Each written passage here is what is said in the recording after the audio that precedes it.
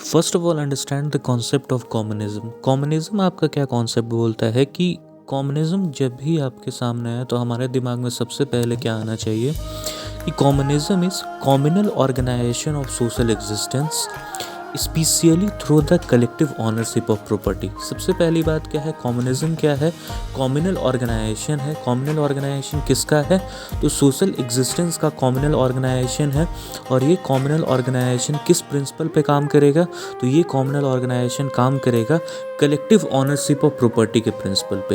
एक बात तो स्पष्ट हो गई यहाँ पे कि कलेक्टिव ऑनरशिप ऑफ प्रॉपर्टी, और दूसरा सबसे इंपॉर्टेंट चीज़ क्या है, communal organisation of social existence. ये दोनों चीज़ें जो होंगी वो कम्युनिज्म को कैरेक्टराइज करेंगी, उसको डिफाइन करेंगी।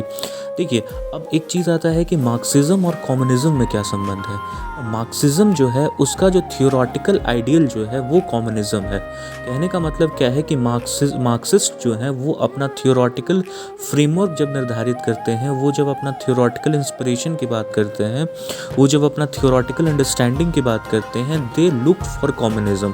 Therefore the communism becomes the theoretical understanding of Marxist. यानी मार्क्सिज्म में आप जो भी थियोराइजिंग देखिएगा, जो जिस किसी भी चीज़ को लेके, जैसे मार्क्स क्या बोलते हैं कि there should be abolition of private property. तो ये जो थियोरेटिकल अंडरस्टैंडिंग है प्राइवेट प्रॉपर्टी को लेके, ये कहाँ से आया है? तो ये कम्युनिज्म से आया है, क्योंकि कम्युनिज्म आपका क्या बोलता है कि कलेक्टिव ऑनरशिप ऑफ प्रॉपर्टी होनी चाहिए, यानी private property in a sense आपकी नहीं होनी चाहिए। Therefore we can say that कि कम्युनिज्म क्या है आपका? थियोरेटिकल अंडरस्टैंडिंग है आपका किसका? मार्क्सिज्म का। ठीक है, अब देखिए, कम्युनिज्म जो है बेसिकली तीन चीज़ों से कैरेक्टराइज होता है। आपके सामने कोई भी एक रैंडम नेशन दे दिया गया, उस रैंडम नेशन का पॉलिटिकल और एक सोशल स्ट्रक्चर आपके सामने दे दिया गया, और आपको बोला गया कि आप बताइए कि ये जो नेशन जो है वो कम्युनिस्ट नेशन है कि नहीं है। हम तीन चीज़ें बेसिकली देखेंगे डिसाइड करने से पहले कि वो पर्टिकुलर नेशन कम्युनिस्ट है कि नहीं है। सबसे पहला हम चीज़ देखेंगे कि वहाँ पे स्टेटलेसनेस है कि नहीं है। स्टेटलेसनेस कहने का मतलब क्या है कि अगर क्लास कॉन्फ्लिक्ट खत्म हो जाए तो आपका क्या होगा? स्टेट जो है विदर अवे हो जाएगा। ये आपका क्या है? मार्क्सिज्म या कम्युनिज्म का ये फंडामेंटल प्रीमाइस है कि जैसे ही क्लास कॉन्फ्लिक्ट आपका सोसाइटी में खत्म होगा, वैसे ही स्टेट का रोल आपका क्या होगा? खत्म हो जाएगा। And therefore the state will eventually what? विदर away. State आपका क्या हो जाएगा? धीरे धीरे डिसफंक्शनल होते हुए खत्म हो जाएगा। तो सबसे पहला कैरेक्टरिस्टिक हम किसी भी देश में क्या लुक फॉरवर्ड करेंगे अगर हमें देखना है कि वो देश कम्युनिस्ट है कि नहीं, तो सबसे पहले चीज़ होगी स्टेटलेसनेस की। दूसरी चीज़ होगी आपकी रैशनल इकोनॉमिक ऑर्गेनाइजेशन की। रैशनल इकोनॉमिक ऑर्गेनाइजेशन अगर उस देश में है तो वो देश को हम लोग क्या बोलेंगे? कम्युनिस्ट कहेंगे।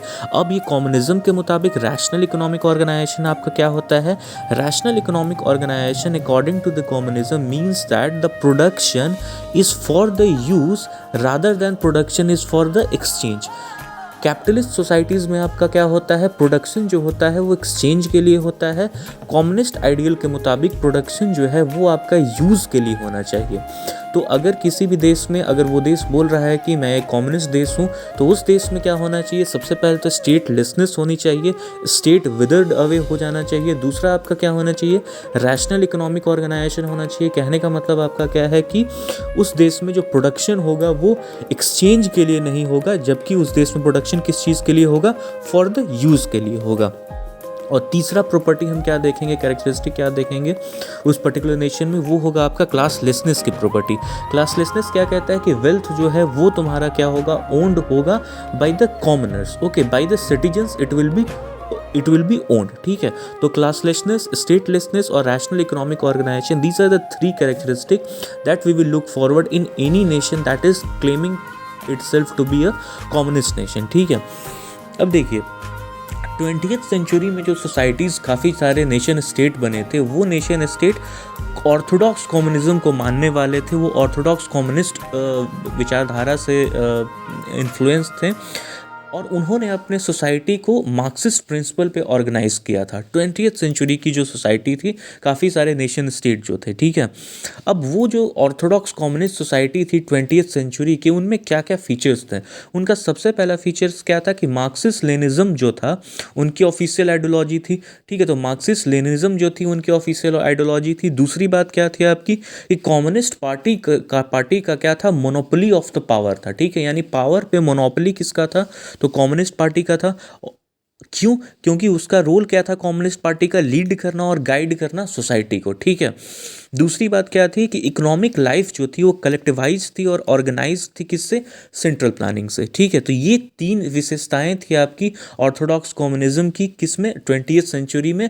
जो नेशन स्टेट ऑर्थोडॉक्स कम्युनिज्म के आधार पर बने थे, वहाँ पे क्या था कि मार्क्सिस्ट लेनिज्म जो थी वो ऑफिशियल आइडियोलॉजी थी, कम्युनिस्ट पार्टी जो थी वो उसका मोनोपोली ऑफ द पावर था, और तीसरा कि इकोनॉमिक लाइफ जो थी वो कलेक्टिवाइज थी और ऑर्गेनाइज थी through a system of central planning.